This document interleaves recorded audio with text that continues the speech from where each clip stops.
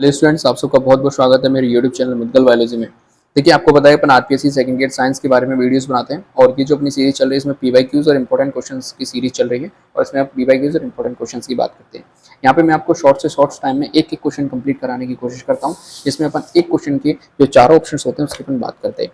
PDF और notes की बात करें तो यहाँ पे आपको टेलीग्राम चैनल पे ज्वाइन कर लेना है, जिसमें आपको सारे नोट्स की पीडीएफ मिल जाएंगे और इस जो क्वेश्चंस की सीरीज चल रही है इसकी क्वेश्चंस की सीरीज भी आपको देखने के लिए मिल जाएगी।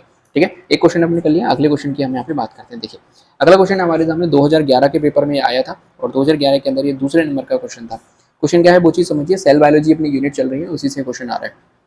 यदि डीएनए के न्यूक्लियोटाइड का क्रम ATTGGC है, तब इससे बनने वाले एमआरएनए में न्यूक्लियोटाइड का क्रम क्या होगा। यानी कि पहले आप क्वेश्चन समझिए। क्वेश्चन बेसिकली पूछ क्या रहा है कि डीएनए के अंदर हमें ये न्यूक्लियोटाइडों का क्रम देखने के लिए मिल रहा है, तो हमें आरबीसी के जो आरएनए के अंदर जो न्यूक्लियोटाइडों का क्रम है वो क्या देखने के लिए मिलेगा। तो सबसे पहले मैं आपको बेसिक चीजें बता देता हूँ। ये क्या कहना चाह रहा है हमारे सामने कि डीएनए मैं यहाँ पे इसको एक बार एक्सप्लेन कर देता हूँ। जैसे कि हमारे पास होता है डीएनए, डीएनए से बनता है हमारे सामने क्या, एमआरएनए। ठीक है, और एमआरएनए से फिर हमें जो वांछित प्रकार की प्रोटीन होती है वो देखने को मिल जाती है। इस पूरी प्रोसेस को क्या कहा जाता है, इस पूरी प्रोसेस को कहा जाता है सेंट्रल डॉगमा। ठीक है, इस पूरी प्रोसेस को क्या कहा जाता है, सेंट्रल डॉगमा कहा जाता है। यदि मैं बात करूं कि सेंट्रल डॉगमा किसके द्वारा दिया गया था, तो सेंट्रल डॉगमा जो क्रिक नाम के साइंटिस्ट है जिन्होंने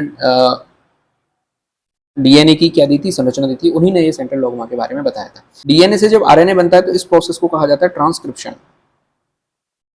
क्या कहा जाता है, ट्रांसक्रिप्शन। हिंदी के अंदर यदि मैं बात करूं तो इसको कहा जाता है अनुलेखन। ठीक है, और एमआरएनए से जब प्रोटीन बनता है तो इसे कहा जाता है अनुवादन। और हिंदी इंग्लिश के अंदर यदि मैं बात करूं तो इसे कहा जाता है ट्रांसलेशन। ठीक है, ये दो चीज है। और कभी कभी क्या होता है कि एमआरएनए से डीएनए भी बन जाता है। कभी कभी क्या होता है, एमआरएनए से डीएनए भी बन जाता है, तो इसे अपन क्या कहते हैं, रिवर्स ट्रांसक्रिप्शन। एक चीज तो आपको ये यहाँ पे समझ लीजिए, सेंट्रल डॉगमा के बारे में आपको बेसिक बताती है कि डीएनए से क्या बनता है, एमआरएनए बनता है, एमआरएनए से प्रोटीन बनती है।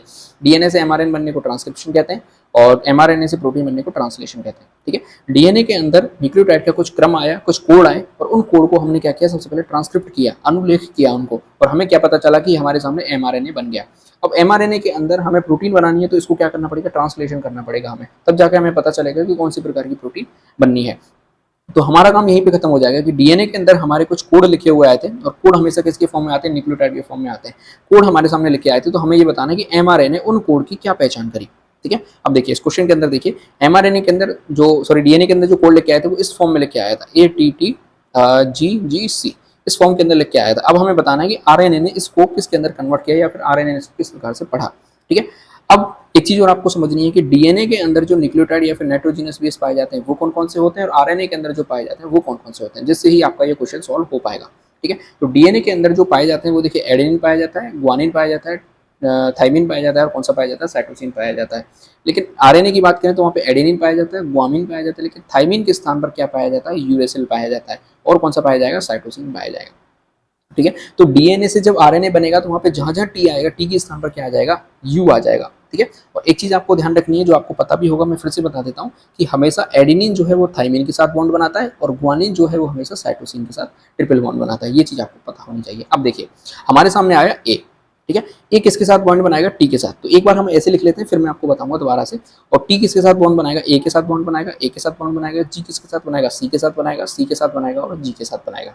ठीक है, अब हमें क्या देखना है कि यहाँ पे अब ये तो है डीएनए के ऊपर टेम्पलेट, और ये है किसके ऊपर, आरएनए के ऊपर टेम्पलेट। अब आरएनए के अंदर हमें पता है थाइमिन तो नहीं पाई जाती, तो थाइमिन के स्थान पर हमें क्या कर देना है, बस यू कर देना है।